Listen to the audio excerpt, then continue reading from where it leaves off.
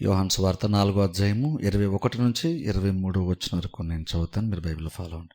అమ్మా, ఒక కాలం వచ్చుచున్నది, ఆ కాలమందు ఈ పర్వతము మీదనైనను యెరూషలేములోనైనను మీరు తండ్రిని ఆరాధింపరు. నా మాట నమ్మము. మీరు మీకు తెలియని దానిని ఆరాధించువారు, మేము మాకు తెలిసిన దానిని ఆరాధించువారము. రక్షణ యూదుల్లో నుండియే కలుగుచున్నది. అయితే యథార్థముగా ఆరాధించువారు ఆత్మతోనూ సత్యముతోనూ తండ్రిని ఆరాధించు కాలము వచ్చుచున్నది, అది ఇప్పుడే వచ్చున్నది. తన్ను ఆరాధించువారు అట్టివారు కావాలని తండ్రి కోరుచున్నాడు. 24 వచనం కూడా, దేవుడు ఆత్మ గనుక ఆయనను ఆరాధించువారు ఆత్మతోనూ సత్యంతోనూ ఆరాధింపవలెను. గత వారం నుండి మనము దేవుని యొక్క లక్షణము గురించి మనం చూస్తూ ఉన్నాం. సో బైబిల్లో మనం దేవుని గురించి తెలుసుకునేటప్పుడు 2 ప్రాముఖ్యమైన అంశాలు ఉంటాయి దేవునికి సంబంధించి. ఒకటి ఏంటంటే దేవుని యొక్క గుణగణాలు, ఒకటైతే దేవుని యొక్క లక్షణం మరొకటి. 2 దాదాపుగా ఒకే అర్థాన్ని ఇవ్వచ్చేమో మన వాడుక భాషలో, కానీ యాక్చువల్గా చూస్తే దేవుని యొక్క గుణాతిశయం అంటున్నప్పుడు ఏంటంటే మనం యాక్చువల్గా దేవుని యొక్క జ్ఞానం గురించి, దేవుని యొక్క బలము గురించి, అలాగే దేవుని యొక్క శక్తి సామర్థ్యాలు, ఏదైతే దేవునికి అపారంగా చాలా ప్రత్యేకతలు ఉంటున్నాయో వాటి గురించి మనం మాట్లాడుతున్నాం. కానీ యాక్చువల్ నేను దాని గురించి కాదు, కానీ గత వారం ఈ వారం ఏం చెప్తున్నానంటే, ఈరోజు కూడా ఏం చెప్తానంటే, బేసిక్గా దేవుడు ఏ లక్షణము కలిగి ఉన్నాడు దాని గురించి మనం తెలుసుకునే ప్రయత్నం చేస్తున్నాం. ఎందుకంటే ఇక్కడ చూడండి, ఇక్కడ ఎందుకు ఆ మాట చెప్తున్నా, ఇక్కడ యేసుక్రీస్తు మాట్లాడుతూ దేవుడు ఆత్మ గనుక అన్నారు. ఇప్పుడు చూడండి, దాని గురించి మనం మాట్లాడుతున్నాం. అంటే దేవుడు ఆత్మ గనుక అంటే అర్థం ఏంటంటే దేవుడు, కానీ బేసిక్గా ఆయనకున్నటువంటి ఒక ప్రత్యేకమైనటువంటి ఒక లక్షణం ఏంటంటే దేవుడు ఆత్మయ్య ఉన్నాడు, దేవుడు ఆత్మజీవిగా ఉంటున్నాడు. అలా ఆ లక్షణం గురించి మనం తెలిసే ప్రయత్నం చేస్తున్నాం. ఇప్పుడు నిజంగా ఎందుకు అది తెలుసుకోవడం నిజంగా అవసరమా అంటే ఖచ్చితంగా అవసరమే. ఎందుకు అవసరం అంటే అక్కడ యేసుక్రీస్తు మాట్లాడుతూ చదివినటువంటి చివరి వచ్చిన మనం చూస్తే అక్కడ దేవుడు ఆత్మ గనుక ఆయన ఆరాధించువారు ఆత్మతోను సత్యంతో ఆరాధించాలి. ఇప్పుడు చూడండి, ఆత్మతో సత్యంతో ఆరాధించాలని క్రీస్తు చెప్తున్నారు. కానీ మనం ఎందుకు ఆత్మతో సత్యంతో ఆరాధించాలి అంటే, అది మనుష్యులంగా మనం ఏదో దేవుణ్ణి ఆరాధించేటువంటి ఆ ఆరాధనలో శ్రేష్టమైనటువంటి కార్యము ఇలాగును కాబట్టి మనం ఇలా ఆరాధిద్దామని మనుషులు అనుకోవడం కాదు. ఆత్మతో సత్యంతో మనం ఆరాధించాలి. కానీ మనం అలా ఆరాధించడానికి కారణం మాత్రం దేవుని యొక్క లక్షణము అని ఇక్కడ యేసుక్రీస్తు చెప్తున్నారు. ఏమన్నారంటే దేవుడు ఆత్మ గనుక అంటున్నారు. దేవుడు ఆత్మ గనుక ఆయన ఆరాధించేటువంటి వారు కూడా ఆత్మతోనూ సత్యంతో ఆరాధించాలి. అంటే అర్థం ఏంటంటే మనం ఎందుకు ఆత్మతోనూ సత్యంతోనూ ఆరాధించాలి అంటే, అది ఈ ఆత్మ సంబంధించిన ఆరాధన అటువంటిది దేవుని యొక్క స్వభావానికి దగ్గర ఉండేటువంటి ఒక కార్యము. అండ్ దేవుడు ఒక ఆరాధన అంగీకరించాలంటే అది బేసిక్గా ఒక లక్షణం ఏంటంటే ఆత్మతో సత్యంతో ఆరాధిస్తేనే దేవుడు దాన్ని అంగీకరిస్తాడు. దాని నుంచి నేను చెప్తాను లాస్ట్లో. కాబట్టి ఇప్పుడు ఎందుకు మనం అలా ఆరాధించాలి, ఆరాధన ఎందుకు అలాగనే చేయాలని స్వయంగా యేసుక్రీస్తు మాట చెప్తున్నారంటే, ఆయన ఊరినే చెప్పొచ్చు మామూలుగా ఆరాధించాలంటే ఆత్మతోనూ సత్యంతో ఆరాధించాలి అని ఒక మాట చెప్పేస్తే సరిపోద్ది. కానీ ఎందుకు ఆయన అలా చెప్పలేదు. అలా ఫస్ట్ చెప్పండి ఏమన్నా, ఫస్ట్ ఆఫ్ ఆల్ దేవుని యొక్క స్వభావం గురించి మాట్లాడుతున్నారు. దేవుని యొక్క లక్షణం ఏంటంటే దేవుడు ఆత్మ గనుక ఇప్పుడు ఆరాధించాలనుకునేటువంటి వారు కూడా ఆత్మతోనూ సత్యముతో ఆరాధించాలి. అంటే ఇప్పుడు ఫస్ట్ ఆఫ్ ఆల్ ఏంటంటే మనము నిజంగా మన ఆరాధన ఆత్మతో సత్యంతో ఉండాలి అంటే ఫస్ట్ ఆఫ్ ఆల్ ఏంటంటే మనము ఆరాధిస్తున్నటువంటి దేవుడు ఎలాంటి లక్షణము గలవాడో తెలుసుకోవడం అవసరం. ఎందుకంటే జస్ట్ మనం ఆరాధన ఎలా చేయాలో అంటే నువ్వు తెలుసుకోవడం కాదు. చాలామంది ఆరాధన చేయాలంటే చేతుల పైకి ఎత్తాలి, లేదా గట్టిగా పాడాలి, లేదా ఇలా చేయాలి అలా చేయాలని భౌతికంగా చాలా చెప్తారు. కానీ ఏమిటంటే అది యాక్చువల్గా అది లాస్ట్ స్టెప్. యాక్చువల్గా ఫస్ట్ ఆఫ్ ఆల్ ఏముండాలంటే ఫస్ట్ ఆఫ్ ఆల్ నువ్వు ఆరాధించాలనుకున్నప్పుడు నువ్వు ఎవరినైతే ఆరాధిస్తూ ఉన్నావో ఫస్ట్ ఆఫ్ ఆల్ నువ్వు ఆయన ఎలాంటో తెలుసుకోవడం ప్రాముఖ్యం. నేను చాలాసార్లు చెప్తాను చూసారా, ఇది చాలా ప్రాముఖ్యమైన విషయం. నేను చాలాసార్లు చెప్పుకుంటాను ఈ మాట, కానీ ఇది చాలా ప్రాముఖ్యం. ఏంటంటే మనం ప్రార్థన చేసేటప్పుడు నేను చెప్తానంటే మన దేవుడు ఎలాంటో తెలుసుకొని ప్రార్థన చేయాలి. నీకు ప్రార్థన చేయాలనిపించింది కాబట్టి గబగబా ఎవరెవరు చెప్పిన మాటలు కొన్ని తీసేసుకొని నా ప్రార్థన నేర్చేసుకున్నా నేను ప్రార్థన చేసేస్తాను కాదు. చాలామంది సిన్సియర్గా 2 పూట్ల ప్రార్థన చేస్తూ ఉంటారు, కానీ వారు ఎవరికైతే ప్రార్థిస్తున్నారో ఆయన నిజంగా ఎలాంటి వాడో వీళ్ళు మనుషులు ప్రార్థన చేస్తే ఆయన ఎలా ఫీల్ అవుతాడో కూడా చాలామందికి తెలుసుకోకుండానే అర్థం చేసుకోకుండానే ప్రార్థన చేసేస్తాం. అంటే బేసిక్గా ప్రార్థన చేసేటప్పుడు వాళ్ళు ఎలా ప్రార్థన చేస్తున్నారో దాని మీద మాత్రం మనసు పెడుతున్నారు తప్ప ప్రార్థన ద్వారా ఎవరితో మాట్లాడుతున్నారో ఆయన ఎలాంటి వాడో తెలుసుకోవట్లేదు. ఆయన ఎలాంటి కూడా తెలుసుకోకుండా ప్రార్థన చేస్తున్నప్పుడు నీ ప్రార్థన ఖచ్చితంగా అది వాక్యానుసారంగా ఉండదు, దేవునికి అనుకూలంగా ఉండదు. ఎలాగైతే ప్రార్థన అంటే అది వాస్తవం అని తరచూ చెప్తానో, వీళ్ళని ఆరాధన విషయానికి వచ్చిన ఎగ్జాక్ట్ యేసుక్రీస్తు అదే మాట ఇక్కడ స్వయంగా ఆయన చెప్పేస్తున్నారు. దేవుని ఆత్మతో సత్యంతో ఆరాధించాలి, అలాగ ఆరాధిస్తే దేవుడు అంగీకరిస్తాడు. కానీ ఆ పాయింట్ ఎందుకు చెప్తున్నారు అంటే, దేవుడు ఆత్మ గనుక, అంటే దేవుడు ఆత్మ అన్న విషయం అర్థం చేసుకుంటే, ఆ సత్యం నువ్వు గ్రహిస్తే అప్పుడు అది నీ ఆరాధన మీద కూడా దానికి ప్రభావం ఉంటుంది. మనం సరిగ్గా ఆరాధించగలమా లేదంటే ఎలా ఉంటుందంటే, నువ్వు దేవుని సరిగ్గా తెలుసుకున్నావా లేదన్న దాని మీద ఆధారపడి ఉంటుంది. ఎందుకంటే ఇక్కడ రీజన్ క్రీస్తు నువ్వు అలాగ ఆరాధించాలని చెప్పట్లేదు. ఎందుకు అలాగ ఆరాధించాలంటే, దేవుడు ఆత్మ గనుక అది నువ్వు అర్థం చేసుకో. ఫస్ట్ ఆఫ్ ఆల్ అది నువ్వు గ్రహించు. దేవుడు ఎలాంటోడో నువ్వు అర్థం చేసుకో. ఎందుకంటే అలా అర్థం చేసుకుంటేనే అప్పుడు దేవుడు ఎలాంటోడో నీకు అర్థమైతేనే, నువ్వు ఆరాధిస్తున్నవాడు ఎలాంటో నీకు అర్థమైతేనే అప్పుడు నువ్వు చేసేటువంటి ఆరాధన మీద అది కరెక్ట్గా అది ఉంటుంది. అంటే నువ్వు దేవుని గురించి ఏమనుకున్నానో దాన్ని బట్టే నువ్వు చేసేటువంటి కార్యాల యొక్క ప్రభావము ఉంటుంది.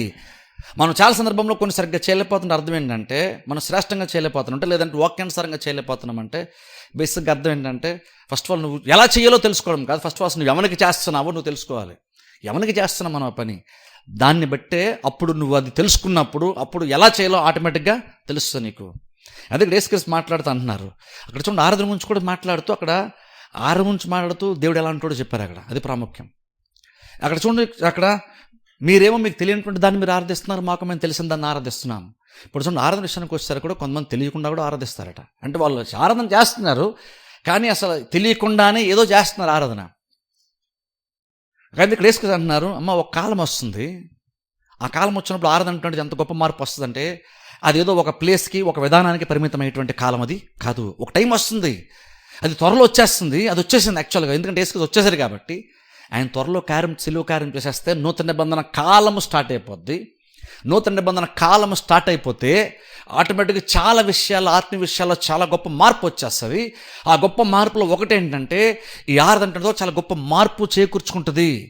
అప్పుడు ఏంటంటే, అప్పుడు స్పెసిఫిక్గా యెరూషలేము పట్టణము లేదా దేవాలయము అనేటువంటిది కాదు, దేవుడు అనేటువంటి ఒక ప్లేస్కి మాత్రమే పరిమితం అవ్వడు. అందుకే నువ్వు అటువైపు చూసి లేదా ఆ ప్లేస్కి వెళ్ళి నువ్వు ఆరాధించాలి అని కాదు. ఓ టైం వచ్చినప్పుడు ఆరాధన గొప్పగా మారిపోద్ది. ఎంత గొప్ప మారిపోతుంది, ఆరాధించే వాళ్ళు అప్పుడు అక్కడని ఇక్కడని ఇలాగ అలాగని కాదు, ఆరాధించేటువంటి వారు ఆత్మతోనూ సత్యంతోనూ ఆరాధించేటువంటి కాలము రాబోతుంది. సరే, అది యాక్చువల్ ఇప్పుడు మనం చూస్తున్నటువంటి కాలం గురించి యేసుక్రీస్తు మాట్లాడుతున్నారు. ఇప్పుడు దాన్ని బట్టి ఒకసారి ఆలోచించండి. అక్కడ దేవుని యొక్క లక్షణం గురించి మాట్లాడుతూ, దేవుడు ఇలాంటి వాడు కనుక, దేవుడు ఇలా ఉన్నాడు కాబట్టి నీ ఆరాధన కూడా ఇలా ఉండాలి అని చెప్పారంటే, ఈ డిస్కషన్ వీళ్ళిద్దరి మధ్య జరిగిన డిస్కషన్ ఎంత ఇంపార్టెంట్ ఒకసారి ఆలోచించండి. మనము ఆరాధన చేస్తున్నాం అనుకుంటాం, కానీ ఆరాధన ఎంత ఇంపార్టెంట్ అయ్యి ఉంటే యేసుక్రీస్తు ఈమెతో మాట్లాడుతున్నప్పుడు జస్ట్ ఆరాధన గురించి మాత్రమే, ఆ టాపిక్ గురించి మనం డిస్కస్ చేయకుండా ఆయన వెంటనే దేవుడు ఎలా అంటాడో కూడా చెప్పారు. అంటే మన రూఢిగా బలంగా మన మనసుల్లో హృదయాల్లో ఏం బలపరచుకోవాలంటే, మనము ఆరాధించేటువంటి దేవుడు, స్పెసిఫిక్ రోజు ఆరాధన కోసం మారుతున్నాను కాబట్టి ఆరాధన చెప్తాను, మనం ఆరాధించేటువంటి దేవుడు ఎలాంటి నువ్వు అర్థం చేసుకోవడం ప్రాముఖ్యం. అంటే అసలు దేవుని యొక్క లక్షణం ఏంటో అర్థం చేసుకోవడం ప్రాముఖ్యం. కానీ నువ్వు తెలుసా, చాలామందికి దేవుని గురించి జ్ఞానం చాలామందికి ఉండదు. ఇప్పుడు లాస్ట్ నేను ఏదైతే చెప్పానో అదే, కానీ ఈ వారం చెప్పావు, చాలామందికి ఏంటి అసలు దేవుని గురించి ఎవరు అలా ఆలోచించాం. దేవుడు ఆత్మ గనుక అనేస్తాం, కానీ దేవుడు ఆత్మ గనుక అన్నామంటే దేవుడు ఆత్మ, దేవుడు యేసుక్రీస్తు మాట్లాడుతున్నప్పుడు దాని మీనింగ్ ఏంటి యాక్చువల్గా ఎవరిని పెద్దగా ఆలోచించరు. ఆ స్టేట్మెంట్ చాలాసార్లు చదువుకుంటూ వెళ్ళిపోతున్నాం కాబట్టి దేవుడు ఆత్మ కనుక ఆరాధించరు, ఆత్మ సత్యంతో అనేస్తున్నాం సింపుల్గా. అంతేకాని దేవుడు ఆత్మ అన్నప్పుడు అంటే ఆగింతకి అక్కడ దేవుడు ఆత్మ అని చెప్తున్నప్పుడు ఏ పాయింట్ మనకి క్రీస్తు తెలియపరిచే ప్రయత్నం చేశారు. దేవుడు ఆత్మ అని చెప్తున్నప్పుడు ఎందుకు ఆ మాట చెప్తున్నారు, దేవుడు ఆత్మ అన్న మాట ఎందుకు అనాలి అంటే, నేనేమనుకుంటున్నానంటే, మనుషులకి దేవుని గురించి చాలామంది చాలా రకాల ఆలోచనలు, అవగాహనలు, జ్ఞానము చాలామంది చాలా రకాలుగా ఉంటుంది. ఇక్కడ దేవుడు యేసుక్రీస్తు దేవుడు ఆత్మగా అంటున్నప్పుడు ఏంటంటే, దేవుని గురించి మనుషులకు ఏ ఊహ అయితే ఉంటుందో దాన్ని సరి చేసే ప్రయత్నం చేస్తున్నారు. నువ్వు దేవుని గురించి నువ్వు రకరకాలుగా అనుకోవచ్చు, ఏంటేంటో నువ్వు అనుకోవచ్చు, కానీ నేను చెప్తున్నాను దేవుడు ఆత్మ గనుక ఆరాధించేటువంటి వారు ఆత్మతోనూ సత్యంతో ఆరాధించాలి. ప్రతి మనం ఏం గుర్తుపెట్టుకోవాలంటే, దేవుడు ఆత్మ, అందుకనే మనం ఆరాధించేటప్పుడు కూడా మనం కూడా ఆత్మతో సత్యంతో మనం ఆరాధించాలి. ఇప్పుడు అందుకని చూడండి, ఇప్పుడు దేవుడు ఆత్మను మనం మాట్లాడుతున్నప్పుడు బేసిక్గా దేని గురించి మనం మాట్లాడుతున్నాం, ఆయన స్వభావం ఏంటి, బేసిక్గా లక్షణం ఏంటి, లాస్ట్ చెప్పని చూస్తారా. బేసిక్ ఇంకను దేవుడు ఆత్మ అయినప్పుడు కూడా ఇంకను ఆయనకంటూ ఒక రకమైనటువంటి పర్సనాలిటీ ఉంటుంది. పర్సనాలిటీ అంటే బేసిక్ అర్థం ఏంటంటే, ఆయనకు కూడా కొన్ని ఇష్టాలు ఉంటాయి. అంటే కొన్నిటిని ఇష్టపడతాడు, కొన్ని దేవుడు ఇష్టపడ్డు. కొన్ని నచ్చుతాయి, కొన్ని ఆయనకి నచ్చవు. కొన్ని కోపం తెప్పిస్తాయి, కొన్ని సంతోషము తెప్పిస్తాయి. అంటే బేసిక్గా నేను పర్సనాలిటీ ఉంది అంటున్నా. అంటే అర్థం ఏంటంటే ఆయనకంటే ఒక వ్యక్తిత్వం ఉంది. వ్యక్తిత్వం అంటే అర్థం ఏంటంటే ఆయన జరుగుతున్నటువంటి ప్రతి కార్యంలో మనుషులకు సంబంధించి కానీ సృష్టికి సంబంధించి కానీ జరుగుతున్న కార్యాలు లేదా మనుషులు చేస్తున్నటువంటి కార్యాల్లో ఆయన కూడా రిలేట్ అవుతాడు. అంటే ఆయన కూడా దాంతో స్పందిస్తూ అది ఆయన నచ్చుతుందో లేదో కూడా దేవుడు వ్యక్తపరుస్తాడు, దేవుడు చెప్తాడు.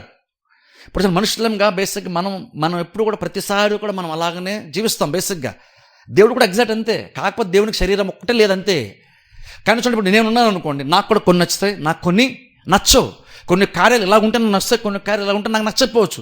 నాకు ఇప్పుడు భోజనం విషయానికి వస్తే నాకు కొన్ని రకాలైనటువంటి ఆహారాలు నాకు ఇష్టం ఉండొచ్చు, కొన్ని కూరలు నాకు ఇష్టం ఉండొచ్చు, కొన్ని నాకు ఇష్టం లేకపోవచ్చు. అలాగే డ్రెస్ విషయంలో కూడా నాకు కొన్ని కలర్స్ ఇష్టం ఉండొచ్చు, కొన్ని ఇష్టం లేకపోవచ్చు. అలా బేసిక్గా మనం ప్రతిదీ కూడా మనుషులంగా మనందరము కూడా కొన్ని కార్యాల గురించి ఆలోచించి స్పందించేటప్పుడు కూడా అర్థం చేసేటప్పుడు కూడా ఆ రకంగా రిలేట్ అవుతాం. మనకు నచ్చుద్ది, మనకు నచ్చదు, ఇది నాకు ఇష్టం, ఇది నాకు ఇష్టం ఉండదు. ఇలాగన ప్రతి కార్యము కూడా మనతో సంబంధం ఉన్నట్లుగా మనం గ్రహిస్తాం, మనం అలాగ ఆలోచిస్తుంటాం. ప్రతి కార్యము కూడా అది బయట అది మనకు సపరేట్ అయిన ఒక కార్యం కాదు. అది కూడా ఒక రకం దాంతో కూడా మనం సంబంధం కలిపి ఉంటాం. అంటే కొన్నిసార్లు అదే కూర కొన్నిసార్లు బాగుంటుంది, బాగుంటే బాగుంది అంటాం, బాగోకపోతే బాగుంది అంటాం. ఏం జస్ట్ ఒక 5-10 నిమిషాలు తినే భోజనం గురించి ఎందుకు అలాగ అంటున్నాం? అంటే ప్రతిదాంతో మనం అలా కనెక్ట్ అవుతుంటాం. మనం ప్రతి విషయం అంతే. మనం ఇప్పుడు ప్రసంగం చూడండి, కొన్నిసార్లు ప్రసంగం బాగుంటే బాగుందంటే, ప్రసంగం నచ్చపోతే నచ్చలేదు అంటారు. కొన్నిసార్లు ప్రసంగం స్టార్ట్ టైంలో అయిపోయింది అనుకోండి, బాగుంది, తక్కువలో సింపుల్గా అయిపోయింది అంటారు. పోస్ట్ లేట్ అయింది అనుకోండి, ప్రసంగం బాగా ఎక్కువసేపు అయిపోయింది. అంటే జస్ట్ ఎగ్జాంపుల్ చెప్తాను. అంటే ప్రతి దాన్ని కూడా మనం అలాగనే చూస్తాం. అంటే నాకు నచ్చింది, నాకు నచ్చదు అనగా ప్రతిదీ మనం చూస్తాం. నాకు అనుకూలంగా ఉంది, నాకు అనుకూలంగా లేదు, ప్రతిదీ అలా చూస్తాం. ఇప్పుడు ఏదైతే దాన్ని వ్యక్తిత్వం అని అన్నా అంటే నాకంటూ ఒక అభిప్రాయం ఉంది, నా ఇష్టాల మీద, నా ఆలోచన మీద నాకంటూ ఒక అభిప్రాయం ఖచ్చితంగా నాకు ఉంది. ఎలాగైతే నాకంటూ ఒక అభిప్రాయం ఉందో, అభిప్రాయం నేను నచ్చింది నచ్చలేదని వ్యక్తపరుస్తున్నానో, ఎగ్జాక్ట్ అలాగుండి దేవునికి కూడా వ్యక్తిత్వం ఉంది. ఆయనకి శరీరం ఆయనకి లేదు, కానీ ఇంకనూ దేవుని కూడా వ్యక్తిత్వం ఉంది. ఇంకా చెప్పాలంటే అసలు నీకంటే ఇంకా బలంగా, ఇంకా లోతుగా అనే వ్యక్తిత్వం ఉందా నేను అడిగితే. ఎందుకంటే దేవుడు నచ్చినప్పుడు దాన్ని చాలా చాలా చాలా బలంగానే చెప్తాడు. నాకు నచ్చినప్పుడు దేవునికి ఒక కార్యం నచ్చితే దాన్ని సంతోషం కూడా చాలా బలంగా వ్యక్తపరుస్తాడు. దేవుని కోపం వచ్చినా కోపం కూడా చాలా బలంగా వ్యక్తపరుస్తాడు. దేవుడు ఇంకేదైనా చేసినా చాలా బలంగానే కార్యాలు చేస్తాడు. అంటే ఎందుకు రెస్పాండ్ అవుతున్నాడంటే దేవునికంటూ వ్యక్తిత్వం ఉంది. ఆయన కొన్ని వస్తే కొన్ని వచ్చు. అది చెప్పాలంటే మనకంటే చాలా బలంగా దేవుడు దాంతో రిలేట్ అవుతాడు, దాన్ని వ్యక్తపరుస్తాడు. దేవునికి శరీరం లేదు, కానీ ఇంకనూ ఏదైతే వ్యక్తిత్వం అని అంటున్నానో, ఏదైతే మనలో ఉంటుందో ప్రతిదాన్ని మనతో సంబంధం చూసుకొని నాకు ఇది నచ్చలేదు, నాకు నచ్చలేదు, ఎలాగైతే మనం ప్రతిదీ చెప్పుకుంటూ లెక్క కొడుతుంటున్నామో, దేవుడు కూడా ఆయన ఆత్మ అయినా సరే ఆయనకి ఇంకనూ శరీరము లేనప్పటికీ కూడా ఇంకనూ నీలాగానే ప్రతి దాంతో ఆయన కనెక్ట్ అవుతాడు. అంటే ఆయనకి కొన్ని వస్తాయి, ఆయన కూడా కొన్ని నచ్చు. ఇంకా చెప్పాలంటే ఇది ఎందుకు ఇంపార్టెంట్ అంటే మనకంటే ఇంకా బలంగా దేవుడు దాన్ని వ్యక్తపరుస్తాడు. దీనికి ఒక కారణం వస్తే దాన్ని చాలా బలంగా వ్యక్తపరుస్తాడు. నాకు నచ్చిందన్న విషయాన్ని చాలా అవతలకి అర్థమయ్యే రీతిలో చాలా క్లియర్గా దేవుడు చెప్తాడు. అది కోపం వచ్చినా అంతే, దేవుడు మేలు చేసినా ఏం చేసినా బేసిక్గా తీర్చే బేసిక్గా అలాగ ఉంటుంది. ఎందుకంటే దేవునికంటూ ఒక వ్యక్తిత్వం ఉంది. ఆ వ్యక్తిత్వాన్ని బట్టి ప్రతిదీ కూడా ఆయన తెలియజేస్తూనే ఉంటాడు, వ్యక్తపరుస్తూనే ఉంటాడు. అంటే బేసిక్గా దేవుడు ఆత్మ అన్నాం కాబట్టి ఏదో నేను లాస్ట్ వీక్ చెప్పినట్లుగా ఏదో దేవుడు పెద్దగా ఆయనకి ఏముండదు, ఒక లైటింగ్ లాగా ఏదో గాల్లో తేలుతూ ఉంటాడు, తిరుగుతూ ఉంటాడు అనుకుంటారేమో. లేదు, దేనికి ఇంకనూ నీకులాగానే ఆయనకి శరీరం ఒక్కటే లేదు. కానీ బేసిక్గా నువ్వు ఎలాగ ఆలోచిస్తావో, అంటే నచ్చకపోవడము, ఇష్టం లేకపోతే ఇలాంటివి ఏవైతే ఉన్నాయో దేవుని కూడా ఎగ్జాక్ట్ అలాగ ఉన్నాయి. ఇంకా బలమైన వ్యక్తిత్వమే దేవుడు కలిగి ఉన్నాడు. కాబట్టి వ్యక్తిత్వం అంటున్నప్పుడు మన బాడీ కోసం మాట్లాడటం నేను బాడీ కోసం మాట్లాడట్లేదు, స్వభావం కోసం మాడుతున్నాను. ఇప్పుడు అదే స్వభావము దేవుడు శరీరము లేకుండా కూడా దేవునికి ఒక స్వభావము ఉంది. అందుకని చూడండి ఎలాగైతే మనకు కూడా కొన్ని ఇష్టాలు, కొన్ని ఇష్టపడతాం, కొన్ని ఇష్టపడవు, కొన్ని వస్తే కొన్ని నచ్చవు అని బేసిక్గా చెప్పుకుంటూ ఉంటాము. అలాగే కొన్ని ఆలోచించి ప్లాన్ చేసుకొని దాన్ని బట్టి కొన్ని కార్యాలు తలపెడుతుంటాము. దేవుడు కూడా ఆ డిటర్మినేషన్లో కూడా దేవుడు అంతే బలంగా ఉంటాడు. అంటే ఒక కార్యము చేసేటప్పుడు లేదా కార్యం గురించి నిర్ణయం తీసుకునేటప్పుడు మనలాగా ఆయన కూడా చాలా ఆలోచిస్తాడు, చాలా దూరం ఆలోచిస్తాడు. ఒక ఆలోచించి తనకి ఎలా కావాలో అలాగ ఆలోచిస్తాడు, నిర్ణయం తీసుకుంటాడు. నిర్ణయం తీసుకున్న తర్వాత ఆ నిర్ణయాన్ని అమలుపరిచేటప్పుడు కూడా అది చివరి జరిగే వరకు కూడా దేవుడు అందులో బలంగా ఇన్వాల్వ్ అయ్యి ఉంటాడు. దేవుడు ఆ కార్యం చేసి తలపెట్టే విషయంలో కూడా చాలా బలంగా, చాలా యాక్టివ్గా, చాలా చురుగ్గా పనిచేస్తాడు. మనం కూడా కొన్ని అనుకుంటాం చూసారు, కొన్ని కార్యాలు చేద్దాం అనుకుంటే మనం కూడా ఎలా చేస్తే బాగుంటుందని ఆలోచించుకుంటాం. కొన్ని పనులు ఇంట్లో చేసుకునే పనులే కావచ్చు, కొన్ని ప్రాముఖ్యమైన పనులు అనుకోండి, చేసేటప్పుడు ఎలా చేస్తే బాగుంటుందో ఆలోచించుకుంటాం, ప్లాన్ చేసుకుంటాం, నిర్ణయం తీసుకుంటాం. ఏదైతే ఆలోచించి నిర్ణయం తీసుకున్నామో దాన్ని చివరి వరకు నెరవేర్చే వరకు కూడా అందులో మనం ఎలాగైతే ఇమిడి ఉంటామో, అందులో ఇన్వాల్వ్ అవుతామో, అలాగే మనకంటే ఇంకా బెటర్గా దేవుడు ఆలోచిస్తాడు. దేవుడు చాలా గొప్పగా ప్లాన్ చేస్తాడు. దేవుడు చాలా బలంగా దాన్ని అమలుపరుస్తాడు. దాన్ని చివరికి నెరవేర్చే వరకు కూడా దేవుడు అందులో ఇన్వాల్వ్ అయ్యి ఉంటాడు. ఎగ్జాంపుల్, రక్షణ కార్యం చూడండి, లేదంటే ఇజ్రాయెల్ ప్రజలు చూడండి, ఐగుప్తులోనికి వెళ్ళిపోయిన తర్వాత 400 సంవత్సరాల తర్వాత మీరు బయటకు వస్తారని దేవుడు చెప్పాడు. దేవుడు ముందే ఆలోచించాడు, ప్లాన్ చేశాడు. 400 years తర్వాత ఏం జరగాలో ప్లాన్ చేశాడు. మీరు బైబిల్ చూసిన ఎగ్జాక్ట్ టైం వచ్చినప్పుడు దేవుడు దాన్ని చేశాడు. అంటే 400 సంవత్సరాల వరకు అయినా సరే దేవుడు మర్చిపోలేదు. అనుకున్న టైంకి అనుకున్నట్లుగా దేవుడు ప్రతిదీ జరిగించాడు, జరిగిస్తూ వచ్చాడు. చివరి దాన్ని ఆయన ముందే ఏదైతే చేస్తానని చెప్పాడో దాన్ని చివరికి 100% ఆయన చెప్పినట్లుగానే, ఆయన అనుకున్నట్లుగానే, ఆయన నిర్ణయించుకున్నట్లుగానే దాన్ని ఖచ్చితంగా సమర్థవంతంగా చేసి ముగించాడు ఆయన దాన్ని. సిలువ కార్యమైనా సరే అంతే. అంటే బేసిక్గా ఏం చెప్తుందంటే, దేవుడికి శరీరం ఒక్కటే లేదు కానీ దాదాపుగా నీకు లాంటి నాలంటుడే, కాకపోతే చాలా వాళ్ళ స్వభావంలో మనకంటే చాలా రెట్లు అధికమైనటువంటి వాడు. అంటే నేను ఆత్మ గురించి చెప్తున్నాను, నేను సామర్థ్యము, జ్ఞానం, వాటి గురించి మనతో సమానం చెప్పట్లేదు. బేసిక్ మనలాగానే ఆయన కూడా కొన్ని నచ్చుతాయి, కొన్ని నచ్చు, ఇలాంటివి ఆయన కూడా ఉంటాయి. ఎందుకని మాట చెప్తున్నా అంటే, దేవుడు ఆత్మ అనేసరికి మనం ఏంటంటే అవేమి ఉండవులే ఆయనకి అనుకుంటాం, ఆ ఫీలింగ్స్ ఏమి ఉండాలి అనుకుంటాం. కానీ దేవునికి కష్టం ఉంటుంది. బైబిల్ మీరు చూడండి, దేవుడు కూడా చాలా సందర్భాలు సంతాపడ్డము, దేవుడు కూడా దుఃఖపడ్డము, దేవుడు కూడా కోప్పడ్డము, ఇవన్నీ మనం చూస్తాం. దేవుడు కూడా ఆయనకు ఆలోచించిన బైబిల్ మనం చూస్తాం. నేను ఆలోచిస్తున్నాను దేవుడు చెప్తాడు. ఆయన నిర్ణయం తీసుకున్నప్పుడు ఏం నిర్ణయం తీసుకున్నాడు కూడా దేవుడు చెప్తున్నాడు. అంటే అర్థం ఏంటి? దట్ ఎగ్జాక్ట్ ఆల్మోస్ట్ ఆల్ నువ్వు ఎలాగైతే ఈ లోకపు జీవితంలో నీకున్నటువంటి పరిధిలో కొన్ని కార్యాలు చేసేటప్పుడు నువ్వు ఎలాగైతే ఇమిడి ఉంటావు, అందులో నువ్వు ఎలా వ్యవహరిస్తున్నావో కార్యము జరిగించడంలో దేవుడు కూడా అంతే. కాదు, దేవుడు ఇంకా మనకన్నా చాలా ఉన్నతంగా, చాలా బలంగా, చాలా లార్జ్గా దేవుడు కార్యాలని చేస్తాడంతే. కానీ దేవుని కూడా ఇంకొక వ్యక్తిత్వం ఉంది అంటున్నాను, ఆ స్వభావం దేవునికి ఉంది. ఇది అర్థం చేసుకోండి. దేవుడు ఆత్మ అనేసరికి ఊరిని ఎక్కడో మూల గాల్లో ఏదో దూదిలాగా ఏదో గాల్లో ఊరిని కొంచెం గాలి వస్తే తేలుతా తిరుగుతూ ఉంటాడు అనుకోకండి. దేవుడు అలాంటాడు కాదు. దేవుడికి వచ్చి ఉన్నాడు అన్నామంటే దేవుడు కూడా అక్కడ కొన్ని నచ్చుతాయి, అలాగే దేవుడు అక్కడ కొన్ని నచ్చవు. దేవుడు ఇక్కడ ఉన్నాడని చెప్పామంటే అర్థం ఏంటంటే, మనం చేస్తున్నటువంటి కార్యాలను బట్టి కొంతమంది మనం దేవుని నచ్చుతాం, కొన్నిసార్లు మనం చేస్తున్న కార్యాలను బట్టి మనకు దేవుని కొన్నిసార్లు మనం నచ్చం. దేవుడు ప్రతిదీ కూడా దేవుడు ఎగ్జాక్ట్ అలానే ఫీల్ అవుతాడు. దేవుడికి అలాంటిది ఏమి ఉండదండి అని మీరు అనుకోకండి. దేవుడికి అవన్నీ ఉంటాయి. ఇంకా చెప్పి చూస్తే దేవుడికి వ్యక్తిత్వం ఉంటుంది, మనకంటే చాలా బలంగా ఉంటుందని చెప్తున్నాను. మనకంటే చాలా బలంగా ఉంటుంది. ఇప్పుడు అందుకనే ఆరాధన కూడా అంత ఇంపార్టెంట్. ఎందుకంటే ఆయన వ్యక్తిత్వం అంత బలంగా ఉంది కాబట్టి ఆయన కొన్ని ఇష్టపడతాడు, ఆయన కొన్ని నచ్చుతాయి, ఆయన కొన్ని నచ్చవు. అందుకనే దేవుడు ఎలా అంటాడో దేవునికంటూ వ్యక్తిత్వం ఉందని అర్థం చేసుకోవడం అందుకని అంత ఇంపార్టెంట్ అన్నాను. ఎప్పుడైతే అర్థం చేసుకుంటామో అప్పుడు ఏం చేస్తాను, నువ్వు ఆరాధించినప్పుడు నువ్వు ఎగ్జాక్ట్గా నువ్వు సరిగ్గా నువ్వు ఆరాధన చేస్తావు. అందుకని బైబిల్ వేసుకొని అన్నారు దేవుడు ఆత్మ కనుక. ఇప్పుడు దేవుడు ఆత్మ అంటే బేసిక్ మీనింగ్ ఏంటి? ఇప్పుడు బేసిక్గా దేవుని యొక్క స్వభావం ఏంటంటే బేసిక్గా ఆత్మజీవిగా ఉన్నాడు. ఇప్పుడు మనం కూడా ఆత్మజీవులమే. కాకపోతే దేవునికి మనకున్న ఒకే ఒక వ్యత్యాసం ఏంటంటే, మనం ఈ భౌతికమైన ప్రపంచంలో ఉన్నాము కాబట్టి మనకు ఒక శరీరము ఉంది. దేవుడు ఇక్కడ ఎందుకు ఉండడు అంటే, దేవుడు ఆత్మ కాబట్టి ఈ భూమి మీద నివాసం చేయడు, వస్తాడు వెళ్ళిపోతుంటాడు, నివాసం ఎక్కడ చేయడు. అలాగే మనుషులంగా మనం ఇక్కడే ఎందుకు ఉంటాము అంటే, మన శరీరంలో ఉన్నంత వరకు ఇక్కడే ఉంటాం. ఒక్కసారి శరీరం వదిలేస్తే ఇక్కడ ఉండం. ఎందుకంటే ఈ భూమి మీద ఈ భౌతికమైనటువంటి పదార్థములతో చేయబడినటువంటి ఈ స్థలములో ఎవరు ఉండడానికి అర్హత ఉందంటే, ఎవరికైతే భౌతికమైనటువంటి శరీరం ఉంటుందో వారికే అర్హత ఉంది ఇక్కడ జీవించడానికి. అందుకే ఒక్కసారి నువ్వు దీని శరీరాన్ని వదిలేస్తే నీకు అర్హత ఉండదు ఇక్కడ. నువ్వు పరలోకానికో లేదా బహుశా మనుషులైతే కొంతమంది అయితే అన్యులైతే బహుశా నరకానికి ఎక్కడికో అలా వెళ్ళిపోతారు, కానీ ఇక్కడ ఉండరు. అందుకని చెప్తాను చూడండి, చనిపోయిన వారు నాకు కనబడ్డారండి, ఇక్కడే ఉన్నారండి, అవన్నీ ఉండవు, అవన్నీ నమ్మకూడదు. అయితే చనిపోయిన వారు దేవుని నమ్మినట్టు ఉంటారు, పరలోకం ఉంటారు. దేవుని నమ్మినట్టు ఉంటారు, బహుశా నరకంలో ఉంటారు. కానీ ఇక్కడే ఉన్నారండి, మా ఇంట్లో ఉన్నారు అలా.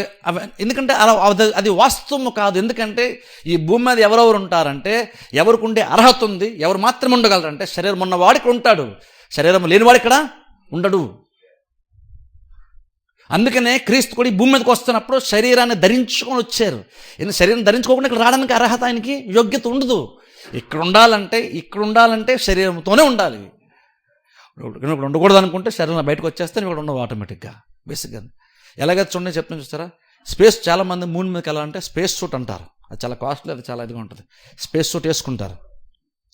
ఇప్పుడు ఎందుకు అది ఇక్కడ వేసుకోవడానికి కాదు, స్పేస్లో వేసుకోవడానికి, చంద్రమండలం మీదకి వెళ్ళినప్పుడు వేసుకోవడానికి. ఎందుకని? అది నువ్వు ఆ స్పేస్ సూట్లో ఉంటేనే నువ్వు అక్కడ ఉండగలవు. అక్కడ ఉండాలంటే అర్హత ఏంటి? నువ్వు స్పేస్ సూట్ వేసుకుంటే అక్కడ ఉంటావు. అది వేసుకోకుండా నువ్వు అక్కడ ఉండలేవు. అలాగే అది వేసుకొని అక్కడ ఉన్నావు కదా 2-3 సంవత్సరాలు ఉన్నాకని చెప్పేసి ఇక్కడికి వచ్చి ఇక్కడ కూడా నేను దాంతో ఉంటానంటే ఇక్కడ నువ్వు దాంతో ఇక్కడ ఉండలేము, ఇక్కడ దాంతో ఉండలేము. ఎందుకంటే అది ఇక్కడ పనికిరాదు. ఎగ్జాక్ట్ అలాగున్నే దేవుడు ఆత్మ కాబట్టి దేవుడు పరలోకంలో ఉంటాడు, మన మధ్యకు వస్తాం, సంచారం చేస్తుంటే వెళ్ళిపోతూ ఉంటాడు. కాబట్టి దేవుడు ఆత్మ, ఆయన శరీరం కానీ పదార్థం కానీ ఆయనకి లేదు. అదొక్కటే డిఫరెన్స్ ఆయనకి మనకి. కానీ మిగిలినవన్నీ ఇష్టాలు ఇవన్నీ ఆయనకి మనకి ఒకలాగానే, ఇంకా మనకంటే ఎక్కువ ఆయనకి ఉంటుంది, అంతే తేడా. శరీరం ఒక్కటే ఆయనకు ఉండదు, మిగిలినవన్నీ దాదాపు ఎలా అయితే నువ్వు నాకు వస్తుందో నాకు నచ్చట్లేదు అని ప్రతి క్షణం, ప్రతి మూమెంట్ గురించి, ప్రతి సందర్భం గురించి నువ్వు మాట్లాడుతూ నువ్వు అలా రిలేట్ అవుతూ ఉంటావు. అలాగే దేవుడు ఎగ్జాక్ట్ అలా రిలేట్ అవుతూ ఉంటాడు ప్రతి విషయంలో కూడా. దేవుడు రోబోట్లో సైలెంట్గా ఉండిపోడు కాదు.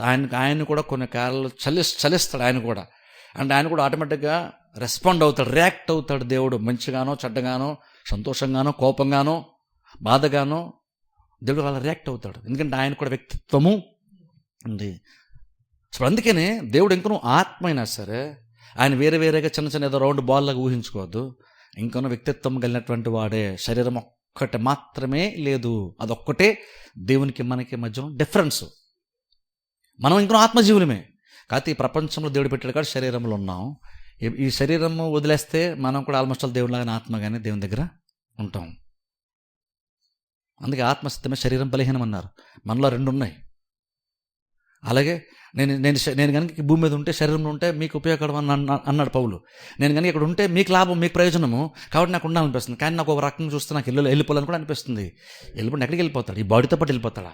లేదు, ఈ బాడీలో నుంచి వెళ్ళిపోవడం కోసం మాట్లాడుతున్నాడు పౌలు మాట్లాడుతున్నప్పుడు నాకు వెడలిపోవాలని అంటున్నాడు. ఎక్కడి నుంచి వెళ్ళిపోతావు? రోమపట్నం నుంచి వెళ్ళిపోతావు. ఎక్కడి నుంచి వెళ్ళిపోతుంటే ఈ శరీరంలో నుంచి వెళ్ళిపోవాలని నాకు. ఎక్కడికి వెళ్ళిపోతే శరీరం వదిలేసి ఎక్కడికి వెళ్ళిపోతావు అంటే పరలోకం వెళ్ళిపోవడం గురించి మాట్లాడుతున్నాడు. అంటే అర్థం ఏంటి? శరీరంలో మనం ఇప్పుడు జీవిస్తున్నాం, ఓ టైం వస్తే శరీరం లేకుండా జీవిస్తాం, అంతే. ఎలాగైతే నువ్వు కూడా శరీరం లేకుండా ఇంకో నువ్వు జీవిస్తావో అలాగే దేవుడు ఎప్పటి నుండో శరీరం అనేటువంటిది లేదు, కానీ ఇంకో ఆయన కూడా వ్యక్తిత్వము ఉంది. ఇప్పుడు నువ్వు శరీరం బయటకు వచ్చేస్తావు, నువ్వు బయటకు వచ్చిన తర్వాత నీకు వ్యక్తిత్వం ఉండదా? నీకు ఇష్టాలు ఉండవా? ఖచ్చితంగా ఉంటాయి. బాధ ఉంటుంది. నరకం వెళ్ళినటువంటి వాళ్ళకి బాధ ఉందని బైబిల్ మనం చూస్తున్నాం. పరలోకం ఉన్నటువంటి సంతోషిస్తుందని బైబిల్ మనం చూస్తున్నాం. ఇంకొన్ని అక్కడ కూడా వాళ్ళకి రిలేట్ అవుతున్నారు. అక్కడ ఉన్నటువంటి వాతావరణాన్ని బట్టి అయితే వాళ్ళు సంతోషిస్తున్నారు లేదా బాధపడుతున్నారు, శరీరం లేకుండా కూడా. అంటే అర్థం ఏంటి? శరీరం వదిలేసినా సరే ఇంకనూ నీకు ఆ ఫీలింగ్స్ ఖచ్చితంగా ఉంటాయి. నీకు కొన్ని విషయాలు వస్తాయి, కొన్ని నచ్చవు, నీకంటే అలాంటివన్నీ నీకు ఉంటాయి ఖచ్చితంగా. ఈ శరీరంలో ఉన్నాము కాబట్టి మనకి ఇవన్నీ ఉన్నాయి. శరీరం బయటకు వచ్చేస్తాం, ఏమి ఉండవండి, డల్ అయిపోతాం, న్యూట్రల్గా ఉండిపోతాం అనేం కాదు. ఇంకనూ శరీరం లేకుండా కూడా మనకంటూ వ్యక్తిత్వం ఖచ్చితంగా ఉంటుంది. దేవునికి కూడా ఉంటుంది. ఇప్పుడు వ్యక్తిత్వం ఉందన్నాను కాబట్టి ఆయన కొన్ని నచ్చుతాయి, కొన్ని నచ్చవని చెప్తున్నాను. అది ఇంపార్టెంట్ చెప్తున్నాను కాబట్టి ఇప్పుడు నేనేం చెప్తున్నానంటే, నువ్వు ఆరాధన అనేటువంటిది ఎలా చేస్తాడు, అందుకని అంత ఇంపార్టెంట్ అంటున్నాను నేను. ఎందుకు ఇంపార్టెంట్ అవుతుంది? దేవునికి కొన్ని నచ్చుతాయని చెప్తున్నాను. అలాగే ఎందుకు ఇంపార్టెంట్ అవుతుంది అంటే దేవునికి కొన్ని నచ్చవు కాబట్టి చెప్తున్నాను. ఇప్పుడు అందుకని చూడండి, అందరం ఆరాధిస్తున్నప్పుడు దేవుని అందరూ ఆరాధిస్తున్నాం కాబట్టి అందరూ ఆరాధించే ప్రతిదాన్ని దేవుడు యాక్సెప్ట్ చేస్తాడు అనుకోకండి, అది వాస్తవము కాదు. మనందరం పాటలు పాడేస్తాం, మనందరం దేవుని ఆరాధించాం కాబట్టి దేవుడు యాక్సెప్ట్ చేసేస్తాడు అందరినీ. 100 మంది పాటలు పాడేశారు, 100 మందిలో దేవుడు హ్యాపీ ఫీల్ అయిపోయాడు అనుకోకండి. దేవుడు అలా హ్యాపీ ఫీల్ అవడు. ఎందుకని చెప్పండి, దేవుడు 2 రకాలుగానే రెస్పాండ్ అవుతాడు. ఒకటి నచ్చుద్ది, లేదంటే రెండోది నచ్చదు. ప్రతి కార్యము నువ్వు చేసే ప్రతి కార్యము, నువ్వు మాట్లాడుతున్న ప్రతి మాట, నువ్వు చేస్తున్న ప్రతి కార్యం దేవుడు అలా రియాక్ట్ అవుతాడు, స్పందిస్తాడు. ఎందుకంటే దేవునికి ఉండే వ్యక్తిత్వము ఉంది. ఇప్పుడు ఆ దేవుడు గురించి చేసుకుని అంటున్నారు, దేవుడు ఆత్మ కనుక. అంటే బేసిక్ దేవుని యొక్క స్వభావం ఏంటంటే ఆయన ఆత్మరూపంలో ఉన్నాడు. ఇప్పుడు అందుకని ఆత్మరూపంలో ఆయన ఉన్నాడు కాబట్టి ఆయనకి ఏది నచ్చుతుంది ఎక్కువ? ఏదైతే ఆత్మీయంగా ఉంటుందో అది ఆయన నచ్చుతుంది, అదే నచ్చుతుంది. దేవుడికి ఎందుకు ఆత్మీయ ఆరాధన ఎందుకు అవసరము, దాన్ని దేవుడు ఎందుకు కోరుకుంటున్నాడు, దేవుడిని అది ఎందుకు సంతోషపెడుతుంది అంటే దేవుని యొక్క నేచర్ అది. దేవుని యొక్క నేచర్ ఏంటి? దేవుడు స్పిరిచువల్ నేచర్ కలిగి ఉన్నాడు, అంటే ఆత్మ సంబంధ స్వభావం కలిగి ఉన్నాడు. ఇప్పుడు అందుకని ఆయన నచ్చాలనుకున్న ప్రతిదీ కూడా ఆ రూపంలో ఉంటేనే నచ్చుతుంది ఆయనకి, ఆ రకంగా ఉంటేనే నచ్చుతుంది. ఇప్పుడు చూడండి, నాకంటూ ఒక మైండ్ సెట్ ఉంటుంది. నా మైండ్ సెట్ బట్టి నాకంటూ కొన్ని ఇష్టాలు ఉంటాయి. ఇందాక చెప్పిన చూసారా, నాకు నాకు నాకు అన్ని కలర్స్ నచ్చవు, నాకు స్పెసిఫిక్ నాకంటూ కొన్ని కలర్స్ ఉంటాయి, నాకు అవే నచ్చుతాయి. అలా నాకంటూ ఈవెన్ ఏదైనా సరే నేను వేసుకున్న బట్టలు కానీ నాకంటూ ఒక ఆలోచన ఉంటుంది. నేను దాన్ని దాటి నేను వెళ్ళను. ఎందుకు వెళ్ళను, నేను ఎందుకు అలాగే ఉంటాను అంటే నాకు అదే నచ్చుతుంది. బేసిక్గా అది నా మైండ్ సెట్. అలాగే దేవుడు కూడా ఆత్మజీవి కాబట్టి, దేవుడు కూడా ఆత్మ కాబట్టి ఆయన కూడా బేసిక్గా ఆత్మీయంగా ఉంటే నచ్చుతుంది. అది మనిషి అయినా సరే, ఆరాధనైనా సరే. దేవుడికి ఏది ఇష్టపడతాడో అంటే ఏదైతే ఆత్మీయంగా ఉంటుందో దాన్ని దేవుడు ఇష్టపడతాడు. ఎందుకంటే అది బేసిక్గా ఆయన యొక్క నేచర్, అది ఆయన యొక్క స్వభావం, అది ఆయన స్వభావం అది కాబట్టి ఆయనకు అలాంటిదే నచ్చుతుంది. దానికి విరుద్ధంగా ఏదన్నా సరే దేవుడి పెద్దగా నచ్చదు. అందుకనే చూడండి, ఆరాధన విషయానికి వచ్చేసరికి కూడా చెప్తున్నాను చూడండి, ఈ భౌతికంగా మనం పాటలు పాడేస్తున్నాం, గట్టిగా పాడేస్తున్నాం, లేదా బ్రహ్మాండంగా వాద్యాలు వాయిద్యం చేస్తున్నాం. ఇవన్నీ కూడా భౌతికమైనటువంటివే. ఇది మనకి ఇంపార్టెంట్ కానీ దేవునికి ఇది ఇంపార్టెంట్ కాదు. ఏ పాట పాడాం, ఏ ట్యూన్లో పాడాం, ఎలాంటి మ్యూజిక్తో పాడాం, ఎంత బాగా మ్యూజిక్ ఉంది, ఎంత బాగా సౌండ్ సిస్టమ్ ఉంది, ఇది మనకు నచ్చుతుంది కానీ దేవుడికి అది యాక్చువల్గా కాదు. దేవుడు దాంతో రిలేట్ అవ్వడు. దేవుడికి పెద్దగా సంబంధం ఉండదు. ఎందుకంటే దేవుడు ఆత్మజీవి కాబట్టి భౌతికమైన దాని గురించి పెద్దగా దేవుడు ఆలోచన చేయడు. దేవుడు దేని గురించి ఆలోచన చేస్తాడంటే ఆత్మ గురించి ఆలోచిస్తాడు, ఆత్మీయ స్థితి గురించి ఆలోచన చేస్తాడు. ఒక కార్యం ఆత్మీయంగా ఉంటే దేవుడికి అది నచ్చుతుంది. ఎందుకంటే ఆయన స్వభావం కాబట్టి. ఇప్పుడు దాంట్లో ఆలోచించండి, భౌతికంగా మనం చేసే ప్రతి కార్యం. ఇప్పుడు ఆరాధనలో రెండు ఉన్నాయి, భౌతికమైనది ఉంది, ఆత్మ సంబంధమైనది కూడా ఉంది. ఇప్పుడు దేవుడు నీ ఆరాధన సంతోషించాలంటే బేసిక్గా ఆరాధనలో ఉండాలి. ఒకసారి ఆలోచించండి, ఎలా ఉండాలి? భౌతికంగా కాదు. నువ్వు గట్టిగా పాడేస్తావు, నువ్వు గట్టిగా పాడింది అందరూ విన్నారు, అందరికీ వినబడింది నువ్వు పాడింది కాబట్టి దేవుడు కూడా దాన్ని యాక్సెప్ట్ చేస్తాడు అనుకుంటున్నారా? అది కాదు, అది భౌతికమైనటువంటిది. కానీ యాక్చువల్ ఆరాధన ఆత్మ సంబంధమైనటువంటిది. అలా ఉన్నప్పుడే దేవుడు దాన్ని యాక్సెప్ట్ చేస్తాడు, లేకపోతే దేవుడికి అది పెద్దగా నచ్చదు. ఎందుకంటే దేవుడు ఆత్మ కనుక. అందుకే చూడండి, ఇవి ఓల్డ్ టెస్ట్మెంట్లో కూడా మీరు చూడండి, బైబిల్లో పాత నిబంధన కాలంలో దేవుడు బలులు అర్పించమని దేవుడు చెప్పాడు. ఇజ్రాయెల్ ప్రజలందరూ కూడా తరచుగా యాక్టివ్గా, చాలా బిజీగా, తరచుగా ఇజ్రాయెల్ ప్రజలందరూ కూడా బలులు అర్పిస్తూ వస్తూ ఉన్నారు. తరచుగా యాజకుడు ఆ కార్యం, బలి అర్పణ కార్యం తరచుగా జరుగుతూ ఉంది. కానీ మీకు తెలుసా, ఓ టైం వచ్చేసరికి ఇప్పుడు మనం బలులు అర్పించాం. ఎందుకు అర్పించమంటే దానికి బేసిక్ రీజన్ ఏంటంటే, పాత నిబంధనలు వాళ్ళు బలి అర్పిస్తున్నప్పుడు ఏ గొర్రెనో, మేకనో, దూడనో, ఎద్దునో తీసుకొస్తారు చూస్తారా. బేసిక్ అది ఏం చూపిస్తుందంటే, యేసుక్రీస్తు ఎలాగ మన కొరకు చనిపోతాడో దాన్ని సాదృశ్యంగా, దృష్టాంతంగా, ఫిగరేటివ్గా ఓల్డ్ టెస్ట్మెంట్లో దేవుడు దాన్ని చేయమని చెప్పాడు. సో ఇప్పుడు యాక్చువల్ ఇజ్రాయెల్ ప్రజలు ఏం చేయాలి? అలా బలి అర్పిస్తున్నప్పుడల్లా వాళ్ళు ఏం అర్థం చేసుకోవాలంటే, భవిష్యత్తును చూస్తూ ఒక దినాన, ఇప్పుడు మేము ఒక గొర్రెను మేము బలిగా అర్పిస్తున్నాం, కానీ ఒక దినమున దేవుని గొర్రెపిల్ల వస్తాడు, ఆయన దేవుడే బలి అర్పిస్తాడు. ఆ బలి అర్పించిన తర్వాత వీటన్నిటికీ ఇంకా విలువే ఉండదు. ఇప్పుడు దీనికి వాల్యూ ఉంది కొంతకాలము. మేము ఇప్పుడు గొర్రెను తీసుకొస్తాం, బలిపీఠం మీద పెడతాం, అర్పిస్తాం, ఇవన్నీ మేము చేస్తాం. కానీ ఎంతవరకు చేస్తామంటే, నిజమైనటువంటి దేవుని గొర్రెపిల్ల వస్తుంది, ఆయన వస్తాడు, ఆయన్ని దేవుడే బలిపీఠం మీద పెడతాడు, దేవుడు ఆయన్ని బలిగా అర్పించేస్తాడు. ఆయన బలిగా అర్పించబడిన తర్వాత ఇక మేము బలి అర్పించాల్సిన అవసరమే లేదు.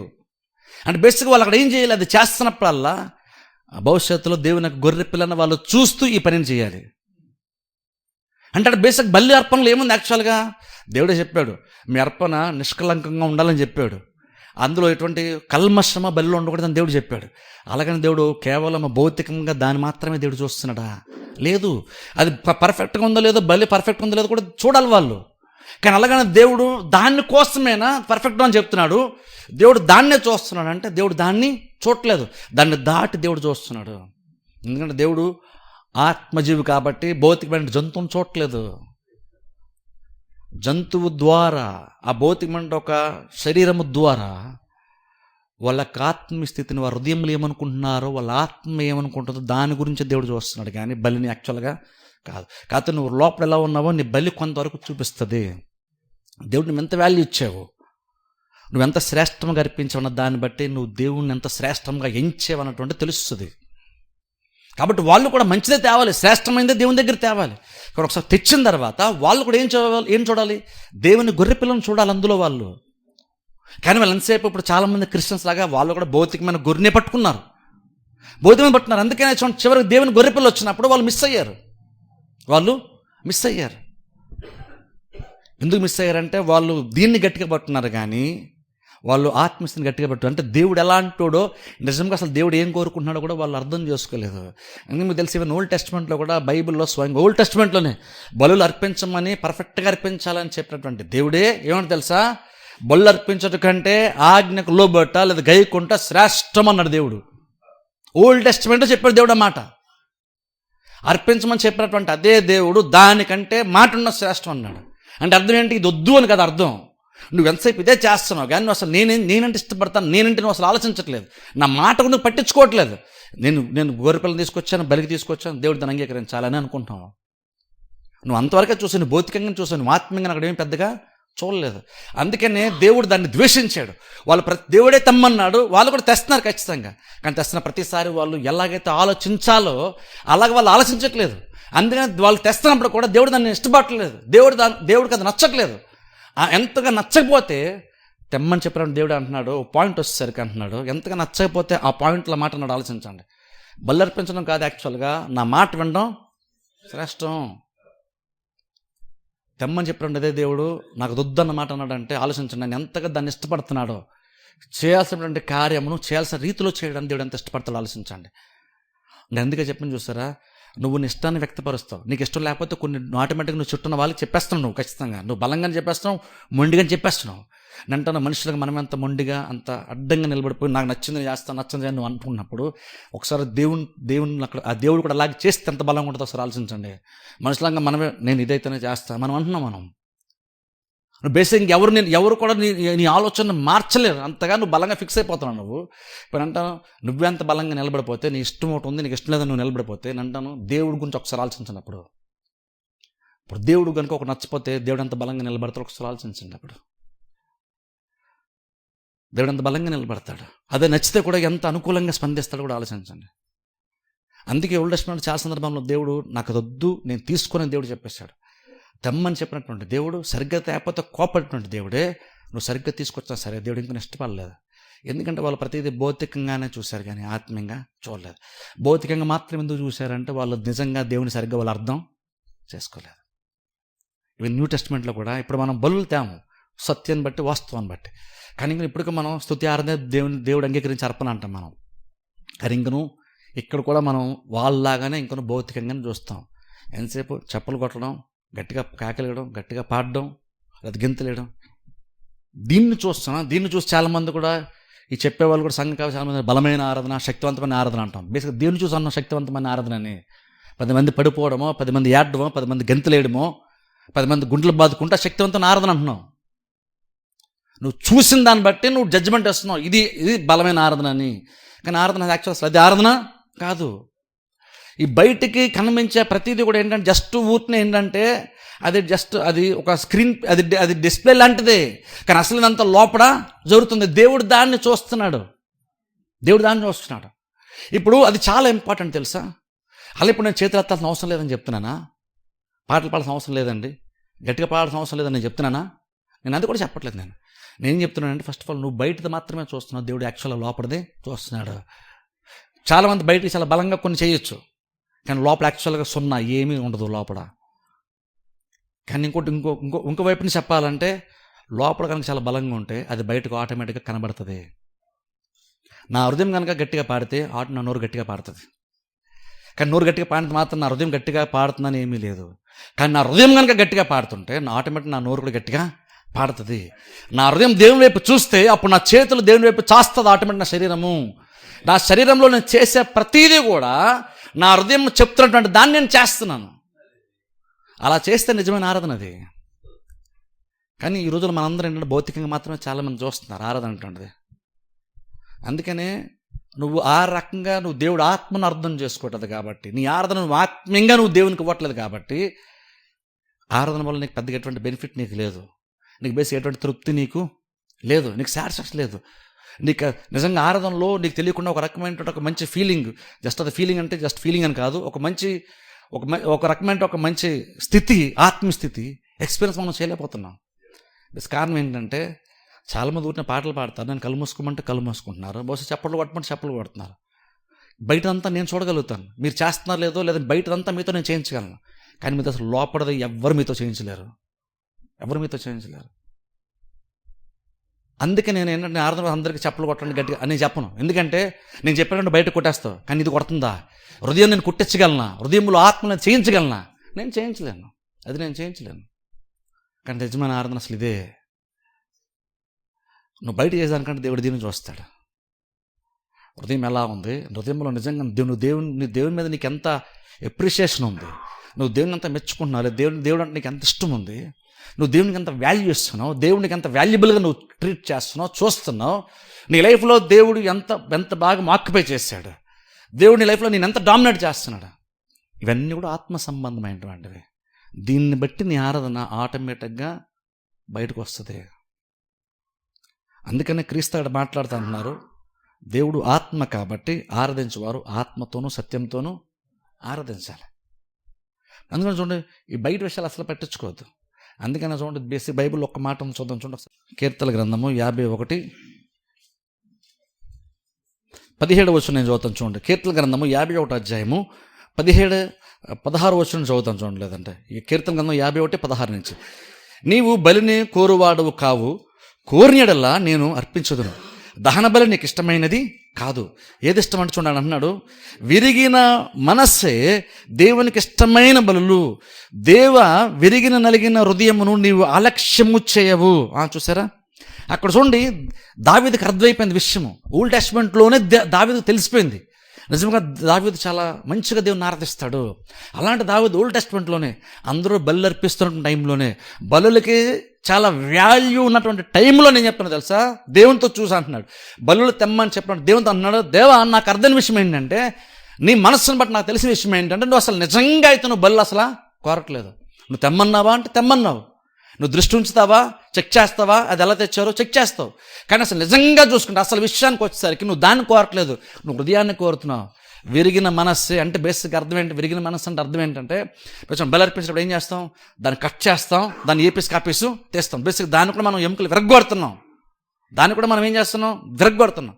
దేవుడు అంటున్నాడు, నాకు నువ్వు విరగొట్టి జంతువుని కాదు బలి పెట్టాల్సింది, దీన్ని విరిచి నా ముందు పెట్టు. అంటే బేసిక్ అర్థం ఏంటి? దాన్ని విరిగిన మనసు అంటే అందరూ అనుకుంటానంటే బాగా ఏడుస్తూ బాధలు ఎక్కువైపోయి బాధపడుతుంటే విరిగిన మనసు అనుకుంటున్నారు. విరిగిన మనసు అంటే అది కాదు.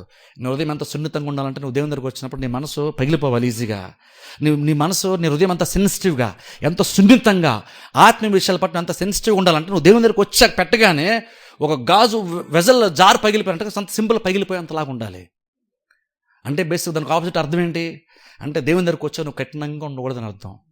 దేవుని దగ్గరికి వచ్చాక కూడా నాకు నచ్చింది ఎవరు నాతో ఏం చేయించలేరండి అన్నట్టు చాలామంది ఉంటారు. పాటలు పాడేటప్పుడు కానీ, కొన్ని కార్యాలు చేసేటప్పుడు, వాక్యం ఉండేటప్పుడు కూడా బేసిక్ కొంతమంది ఎంత కఠినంగా ఉంటారంటే, నాకు తెలుసు కొంతమంది ఎంత కఠినంగా ఉంటారంటే, మీరు ఎంత చెప్పండి, ఎన్నిసార్లు చెప్పండి, ఎన్ని వారాలైనా దీని గురించి మాకు చెప్పండి, నేను మాత్రం ఇలాగున్నే ఉంటాను. బేసిక్గా అదేంటి? కఠినమైనటువంటి చాలా బలమైన హృదయము, అంటే కఠినమైన హృదయము. దేవుడు అంటున్నాడు, నాకు అది కాదు ఇష్టం, నాకు నేను మాట చెప్పగానే నువ్వు కరెక్ట్ లేకపోవచ్చు, నేను మాట చెప్పగానే విని ఓకే అని నువ్వు గుండె పగల కొట్టుకొని మార్చుకునేంత సెన్సిటివ్ హృదయం నీకు ఉండాలి, అంత సున్నితమైన మనస్సే నాకు ఇష్టం.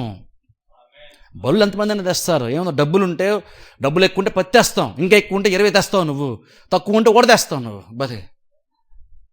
కానీ కీర్తనకారుడు ఓల్డ్ టెస్ట్మెంట్లో దావీదే ఏమన్నా తెలుసా, దావీదుకి అర్థమైపోయింది, దేవుని యొక్క మనసు అర్థమైంది. అందుకని ఓల్డ్ టెస్ట్మెంట్లో అంటున్నాడు ఆ మాట, న్యూ టెస్ట్మెంట్లో అంటలేదు ఆ మాట. దేవుని గొర్రెపిల్ల వచ్చిన తర్వాత అప్పుడు అంటలేదు, దేవుని గొర్రెపిల్ల రాకముని అంటున్న మాట అని తెలుసా, ప్రభు నువ్వు నిజంగా నువ్వు బల్లి కానీ అర్పణ కానీ కోరుకోవట్లేదు, కోరుకుని నేను ఎన్నైనా తెచ్చేస్తాను నేను, ఎందుకంటే నువ్వు అంటే నాకు అంత వాల్యుబుల్ కాబట్టి నువ్వు ఎన్ని అడిగితే నేను తేడా నేనైతే రెడీ. కానీ యాక్చువల్ నాకు అర్థమైన విషయం ఏంటి, నిన్ను బట్టి నాకు అర్థమైన విషయం ఏంటంటే, నువ్వు అసలు బలులు కానీ అర్పణ కానీ నువ్వు అది కాదు కోరుకునేది, నువ్వు నా హృదయాన్ని కోరుకుంటున్నావు. అప్పుడు అంటే నేనేమో దేవుని దగ్గరికి వచ్చినప్పుడు నేనేమో బలి తీసుకొచ్చి మంచిగా ఉందో లేదో చూసి కాస్ట్లీ బలి తీసుకొచ్చి దేవుని దగ్గర బలి పెడుతున్నప్పుడు నేనేమని ఊహించుకుంటున్నానంటే, నాకు దేవుడు అర్థం కాక అందరికంటే చాలా కాస్ట్లీ బలి తీసుకొచ్చాను నేను, కాబట్టి దేవుడు నా బలి అంగీకరించేస్తాడు అనుకుంటున్నాను. ఇప్పుడు నిజంగా బలి అంత ఇంపార్టెంట్, మనిషి హృదయాన్ని బలి చూపిస్తుంది అంటే ఖచ్చితంగా నీ హృదయము ఏంటంటే అర్థంలాగా నీ బలి చూపిస్తుంది, అందులో డౌటే లేదు. కానీ నువ్వు ఎంతసేపు నువ్వు దీన్నే చూస్తావు కానీ నువ్వు దీన్ని చూడట్లేదు. అందుకనే కదా వాళ్ళు దీన్ని చూడలేదు కాబట్టి దేవుని గొర్రెపిల్ల వచ్చింది. అది కూడా ఇంకనో వాళ్ళు ఓల్డ్ టెస్ట్మెంట్ పట్టున్నారు, ఇంకనో వాళ్ళు బలిలోనే ఉన్నారు. వాళ్ళు కనుక దేవుని గొర్రెపిల్లని చూస్తుంటే ఆ గొర్రెపిల్ల రాగానే వీటిని ఆపేసేవాళ్ళు. కానీ వీళ్ళు ఇంకనో ఆ బళ్ళు అర్పిస్తూ వచ్చారు. బేసిక్ రీజన్ ఏంటంటే వాళ్ళకి దేవుడు ఎలా ఉంటాడో అర్థం కాలేదు, కానీ ఇంకనో బళ్ళు అర్పిస్తూ వచ్చారు. చాలామంది క్రిస్టియన్స్ అలాగే చేస్తాం మనం. దేవుడంటే అర్థం చేసుకోం, దేవుడికి ఏది ఇష్టమో అర్థం చేసుకోం. దేవుడు నేను ఎలాగ పాడితే దేవునికి ఇష్టం, నేను ఎలాగ చెప్పడం కూడా దేవునికి ఇష్టం, నేను ఎలా చేస్తే దేవునికి ఇష్టం, ఎలాంటి హృదయంతో నేను ఆరాధిస్తే దేవుడు ఇష్టపడతాడు మనం పెద్దగా ఆలోచించాం. ఎందుకంటే ఆరాధన నడిపించే వ్యక్తి కూడా ఎంతసేపు భౌతికంగా బయట నుంచి చూస్తున్నాడు, వాళ్ళ మొహాలు చూస్తున్నాడు, వాళ్ళ చేతులు చూస్తున్నాడు, వాళ్ళ బాడీని చూస్తున్నాడు. అది మనం మేనేజ్ చేసేస్తున్నాం కాబట్టి ఓకే నేసుకుంటున్నాం. మీరు బాగా ఆరాధించారని నేను అంత మాత్రం దేవుడు కూడా అలాగనే అంటాడని గ్యారంటీ ఏమీ లేదు. మీరు బయటికి ఏం చేశారు మాత్రమే, మీరు నా ముందు ఏం చేశారు మాత్రం చూస్తాను. కానీ ఇది ఏంటంటే దేవుడికి చాలా క్లియర్గా తెలిసిపోతుంది. ఎందుకంటే దేవుడు ఆత్మజీవి కాబట్టి దేవుడు నీ ఆత్మలో ఏముందో కూడా దేవునికి తెలిసిపోద్ది. అది అక్కడ మనం కొంతమంది మేనేజ్ చేయొచ్చు, మనం దేవుని దగ్గర మనం మేనేజ్ చేయలేము. ఎందుకంటే దేవుడు ఆత్మ కాబట్టి నీలో ఏముందో ఆటోమేటిక్గా ఆయనకి తెలిసిపోద్ది. బేసిక్ ఎందుకంటే దేవునికి ఆ నేచర్ ఉంది కాబట్టి. దేవుడు ఆత్మ అయినా సరే ఇంకను నీ హృదయం యొక్క ఎక్స్ప్రెషన్ని, నీ హృదయం యొక్క కవలికల్ని దేవుడికి తెలిసిపోద్ది. నీ మొహంలో ఎక్స్ప్రెషన్ నేను చూస్తాను, దాన్ని బట్టి నువ్వు ఏ మూడ్లో ఉన్నావు నాకు అర్థమవుతుంది నీ ముఖాన్ని నేను చూస్తున్నప్పుడు. నేను ఫిజికల్గా శరీరం ఉన్నాను కాబట్టి, నువ్వు శరీరం ఉన్నావు కాబట్టి నీ ఎక్స్ప్రెషన్ బట్టి నీ మూడ్ ఏంటో నీ మైండ్ ఏంటో నేను చెప్తాను. మొక్క ఎక్స్ప్రెషన్ బట్టి బహుశా చెప్పగలిగితే. ఎందుకంటే నేను కూడా ఫిజికల్గా ఉన్నాను కాబట్టి. కానీ దేవుడు ఆత్మ కాబట్టి నీ ఆత్మకి ఎక్స్ప్రెషన్ ఏంటో దేవునికి తెలిసిపోద్ది. మనం దాన్ని మేనేజ్ మనం చేయలేం, దేవుని దగ్గర మనం మేనేజ్ చేయలేం. అప్పుడు అందుకని దేవుడు అంటున్నాడు ఇది నాకు చాలా ఇంపార్టెంట్ అంటున్నాడు, ఇది నాకు చాలా. అందుకంటే చూడండి, దేవుడు ఆత్మజీవి కాబట్టి దేవుని ఎక్కువ సంతోషపెట్టే కార్యం కూడా ఆత్మీయత ఎక్కువ దేవుని సంతోషపెడుతుంది. దేవుని ఎక్కువ సంతోషపెట్టింది అనుకోండి, అప్పుడు సాటిస్ఫాక్షన్ ఆశీర్వాదం ఎవరికి వస్తుంది? ఖచ్చితంగా తెలియదు మనకే వస్తుంది, అది మనకే వస్తుంది ఆశీర్వాదం. ఎందుకంటే దేవుడు అలాగునే ఆలోచిస్తాడు. ఎందుకంటే దేవుడు కూడా ఆత్మజీవి కాబట్టి, దేవుడు ఆత్మ గనుక. అందుకే చూడండి, నీ ఆత్మ కట్టుకుందానుకో, అంటే హృదయం బేసి కట్టుకుందనుకో, నీకు ఎక్కడ లేని తృప్తి నువ్వు చేసిన కార్యాల ద్వారా దేవుడు నీ హృదయానికి తృప్తిని ఇస్తాడు. అందుకే చూడండి, భౌతికమైన ఏది కూడా బేసిక్ మనిషికి తృప్తిని పెద్దగా ఇవ్వదు, అది టెంపరీనే. కానీ తృప్తి ఎక్కడ వస్తుంది? దేవుని దగ్గర వస్తుంది. ఎందుకని తృప్తి అంటే నీకు బయటికి మంచి బట్టలు వేసుకొని మంచి ఇంట్లో ఉంటూ మంచి ఆహారం తింటే నీకు తృప్తి వచ్చేది, సాటిస్ఫాక్షన్ వచ్చేది. ఇంకా దాంతోపాటు ఇంకా చాలా ఉండాలి మనకి, అవన్నీ ఉంటేనే తృప్తి వస్తుంది. ఇంకొకటి చెప్పాలంటే అవన్నీ ఏదైతే చాలా అంటున్నానో అవన్నీ ఉన్న తర్వాత కూడా నీకు తృప్తి ఉండదు దేవుడు కనుక లేకపోతే. ఎందుకని? ఇక్కడ దేవుడు ఉంటాడు కాబట్టి. ఇది సరిగ్గా లేకపోతే దేవుడు సాటిస్ఫై అవ్వడు, దేవుడు సాటిస్ఫై అవ్వకపోతే నీకు సాటిస్ఫాక్షను ఉండదు. నీకు నిజమైనటువంటి ఆత్మజీవులు మనం కాబట్టి నీ ఆత్మకు తృప్తి కావాలంటే అది దేవుడే ఇవ్వాలి. ఎందుకంటే దేవుడు కూడా ఆత్మ కాబట్టి. భోజనము నీ కడుపుకు తృప్తిని ఇస్తుంది, నీ శరీరానికి ఇస్తుంది. కానీ నువ్వు చేసే ప్రతి కూడా నీ ఆత్మకు తృప్తిని ఇవ్వదు. కొన్నిసార్లు మనకు అన్నీ ఉన్నట్టుంటాయి, కానీ ఇంకేదో చిన్న చిన్న డిస్టర్బెన్స్ ఏదో ఆలోచన మనసులో హృదయంలో బేసి అనుకుని కొన్నిసార్లు బహుశా దేవుడికి అంత వాల్యూ, అంత ఇంపార్టెన్స్ బహుశా మన ముఖ్యత్వం మనం బహుశా ఇవ్వట్లేదేమో.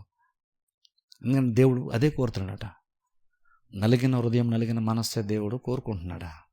అది అంత ఇంపార్టెంట్. ఒకసారి ఆలోచించండి ఆ మాట.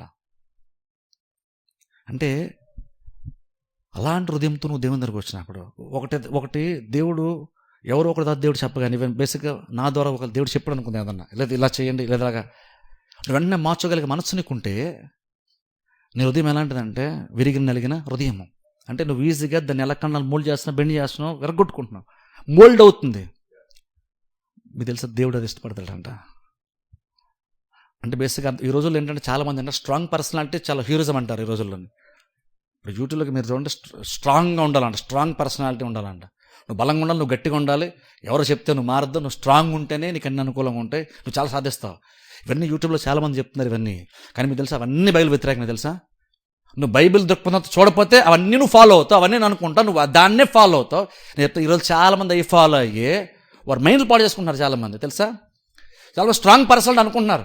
నేను ఇంకో నచ్చింది నువ్వు చేయొద్దు, నీకు నచ్చింది నువ్వు చెయ్యి, ఇంకో నచ్చింది నువ్వు చేసుకుంటే వెళ్తే జీవితాంతం ఎవరినో సాటిస్ఫై చేయడానికి నువ్వు చేస్తుంటావు, నీకు తృప్తి ఉండదు, నీకు సాటిస్ఫాక్షన్ ఉండదు, నువ్వు ఎందుకు బతుకు నీకు తెలియదు, ఇంకోళ్ళ కోసం పట్టించుకోవద్దు, నీ కోసం బతుకు.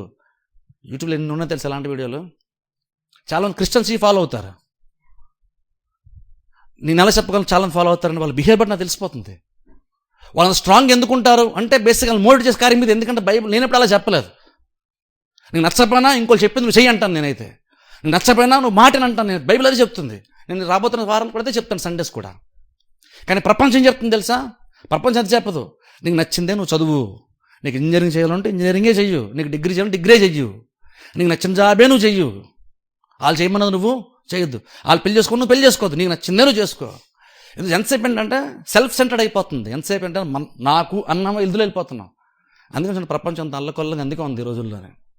ప్రపంచం ఎంత అల్లకొల్లు ఎందుకు ఉంది? నేను నాకు అదేమనుకున్నామంటే అది చాలా గొప్ప విషయం అనుకుంటున్నాం. ఎవరైనా చెప్తున్నా సరే వినకుండా అలాగే మొండిగా ఉండిపోతుంటే చాలా గొప్ప విషయం అనుకుంటున్నాం. అంటే మనుషుల దగ్గర గొప్ప విషయం అవుతుందేమో, మనుషుల దగ్గర నువ్వు చాలా నువ్వు చాలా స్ట్రాంగ్ మైండ్ సెట్ నీకు ఉంది, నువ్వు చాలా ధైర్యవంతుడివి అనుకుంటారేమో. ప్రపంచం అలా సర్టిఫై చేస్తుంది.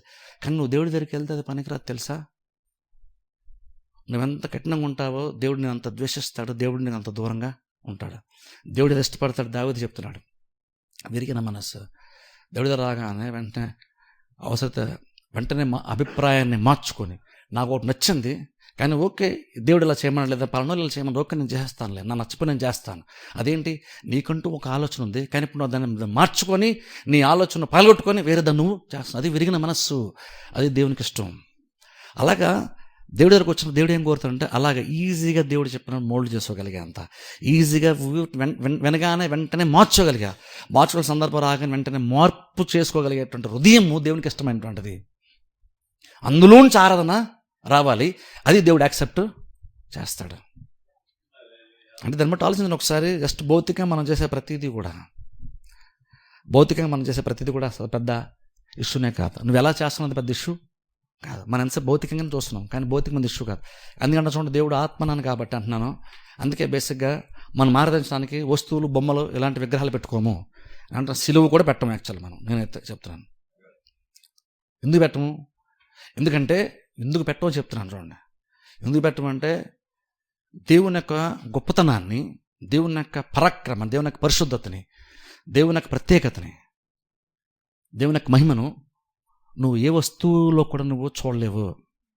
అంటే నేను దేవుని ఎందుకు చూసుకుంటానండి అని అన్నా సరే అంటే ఇంకా దేవునికి ఇన్సల్ట్. ఎందుకో తెలుసా, ఎంత విలువైన వస్తువైనా సరే కావచ్చు, ఎంత పెద్ద వస్తువైనా సరే కావచ్చు, అది ఇంకను నువ్వు దేవుని అందులో చూస్తా అంటే అర్థం ఏంటంటే ఏ ఒక్క వస్తువు, ఏ ఒక్క విగ్రహము, ఏ ఒక్క షేపు, ఏ ఒక్క ఫాము కూడా, ఏ ఒక్క రూపము దేవునితో నిజంగా సమానంగా ఏది కాదు. కాబట్టి ఏ విగ్రహం మనకు ఉండకూడదు, ఏ విగ్రహం మనకు ఎందుకు ఉండకూడదు.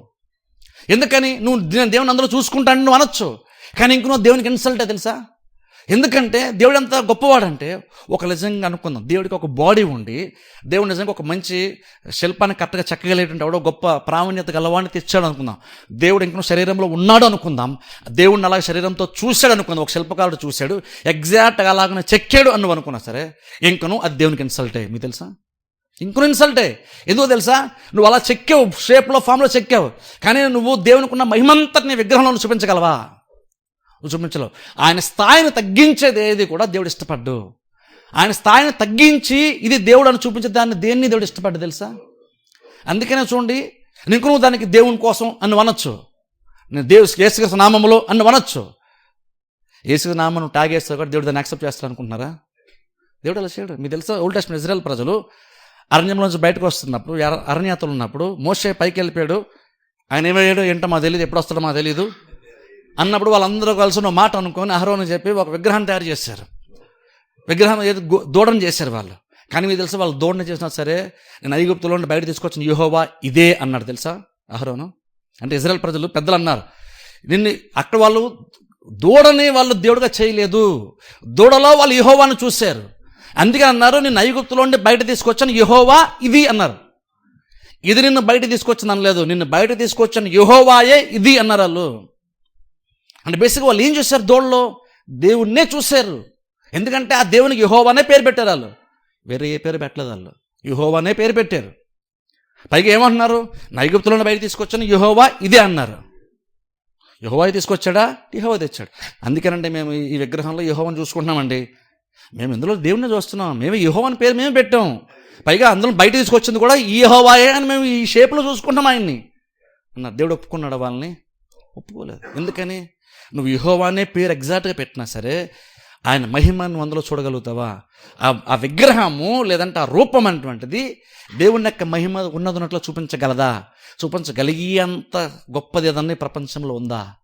లేదు.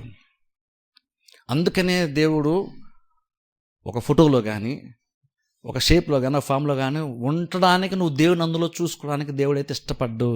మీకు తెలుసా, అందుకు ఇష్టపడ్డు దేవుడు. అందుకే దేవుడు విగ్రహాలను చాలా స్ట్రిక్ట్గా వ్యతిరేకిస్తాడు. విగ్రహం అంటే ఏదో మీరు అన్ని విగ్రహాలు అనుకుంటున్నారు. నువ్వు ఇదేదైనా నువ్వు చర్చిలో పెట్టి నువ్వు మంచి విగ్రహం చేసి దానికి యెహోవా అని నువ్వు పేరు పెట్టినా సరే ఇంక నువ్వు దేవుడు దాన్ని యాక్సెప్ట్ చేయడు. ఎందుకు చేయడంటే నువ్వు యెహోవా అన్నావు, కానీ ఇంకో అది ఆయనతో సమానం అవుతుందా? ఆయన మహిమను చూపించగల చెక్కి, ఒక రూపాన్ని చెక్కి చూపించలేము. అప్పుడు దేవునికి ఇన్సల్టే కదా. నిన్ను చూసి నీ కొడుకు ఎవరో కోతిలాగా నేను గీసాడు, తోక ఒకటి వేయలేదు, కానీ అంతా నువ్వు కోతిలాగా ఉన్నావు అనుకుందాం. నువ్వు అందరూ చెప్పుకుంటావా నేనేనండి దాన్ని ఫ్రేమ్ కట్టి ఇంట్లో పెట్టుకుంటామా? పెట్టుకోం. ఏదో వాళ్ళ ముందు బాధ పెట్టాలంటే బాగుంది అంటాం. కానీ ఆ కొడుకు అదే ఆ కొడుకు వెళ్ళి 10 మంది చూపించగా మా డాడీ ఎలాగ ఉంటారని ప్రపంచాన్ని చూపిస్తే మనం ఇష్టపడం. ఎందుకని? నీకంటే అది చాలా అల్పమైన స్థితిలో ఉంది కాబట్టి, అందులో నీకు గౌరవం లేదు కాబట్టి నీకు నచ్చదు అది. ఎగ్జాక్ట్ అలాగున్న దేవుడు కూడా ఎందుకు విగ్రహారం దేవుడు ఇష్టపడ్డు. విగ్రహం అంటే అన్య దేవతలనే కాదు, క్రిస్టియానిటీలో కూడా ఈవెన్ చర్చెస్లో కూడా నువ్వు దేవుడి పేరు చెప్పి ఒక షేప్ని పెట్టినా సరే దేవుడు ఎందుకు ఇష్టపడ్డావు? ఎందుకు ఇష్టపడ్డా అంటే ఏది కూడా దేవుడు యాక్చువల్గా ఏమైనా అంత మహిమను చూపించే స్థితి, గొప్పతనం ఏ వస్తువులు కూడా లేదు. అందుకని దేవుడు విగ్రహాలని కూడా ఎందుకు చూపించాలంటే దేవుడు ఆత్మ కనుక. అందుకని మరి దేవుడిని ఎలా చూడాలండి? దేవుడు నాకు ఏదో షేప్ ఉంటే నాకు కనెక్ట్ అవుతాను అనుకుంటే అంటాను నువ్వు దేవుని ఇంకా ఎక్కువ తెలుసుకో, నువ్వు ఆత్మీయంగా ఉండు. అప్పుడు నువ్వు దేవుడు శరీరం లేకుండా నువ్వు దేవుని స్థాయిని నువ్వు అనుభవిస్తావు. అప్పుడు ఏం చేయాలి? అప్పుడు నువ్వు దేవుని స్థాయిని నువ్వు తగ్గించేసి ఇది నా దేవుడు అనొద్దు.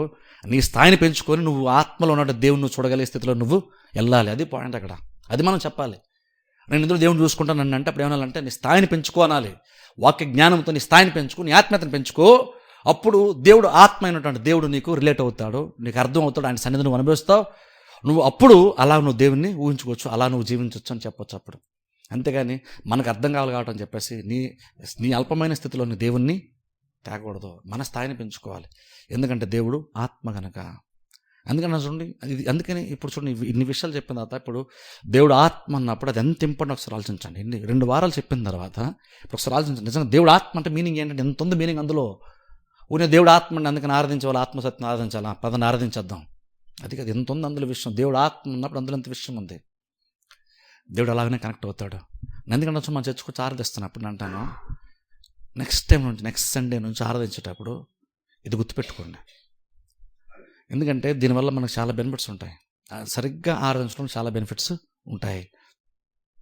నువ్వు చేస్తావు, చెయ్యు. దావీదు కూడా బలి తీసుకొచ్చాడు దేవుని దగ్గరికి. అన్నాడు ప్రభువా నువ్వు ఇది కాదు కదా యాక్చువల్గా కోరేది, అందుకే నేను తేనలే అన్నాడా.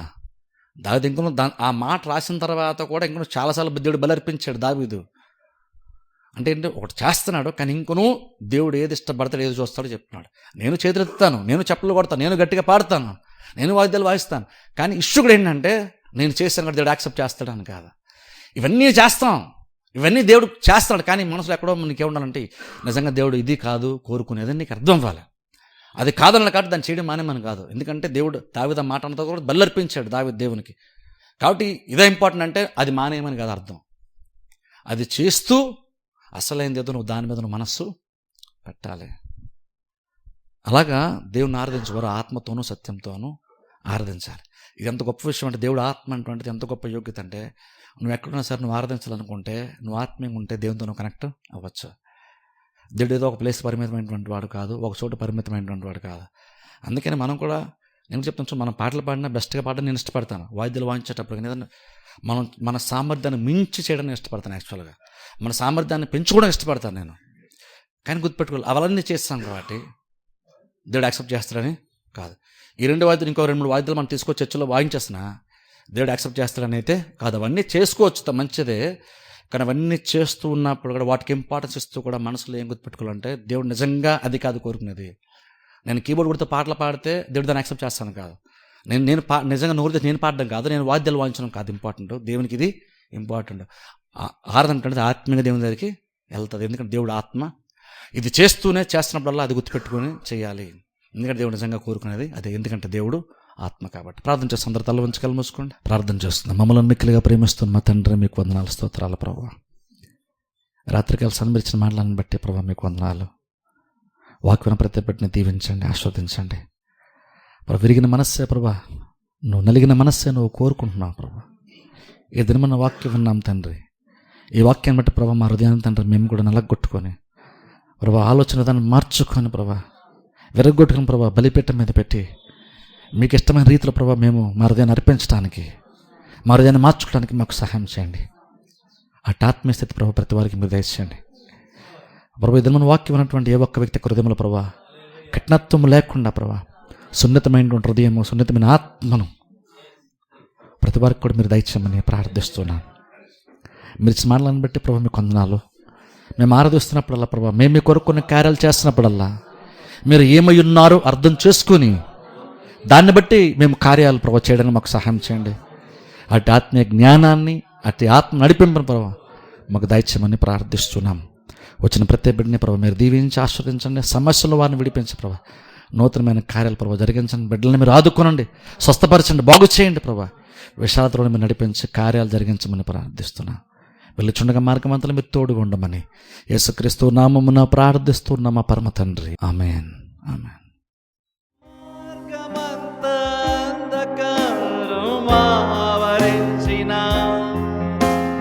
మార్గము చూపే ప్రభువుండ భయమే లేదుగా. పారో సైన్యం వచ్చి నన్ను చుట్టుముట్టిన కాపాడే ప్రభువుండగా భయమే లేదుగా. మార్గమంతా అంధకారం ఆవరించిన మార్గము చూపే ప్రభువుండ భయమే లేదుగా. పారో సైన్యం వచ్చి నన్ను చుట్టుముట్టిన కాపాడే ప్రభువుండగా భయ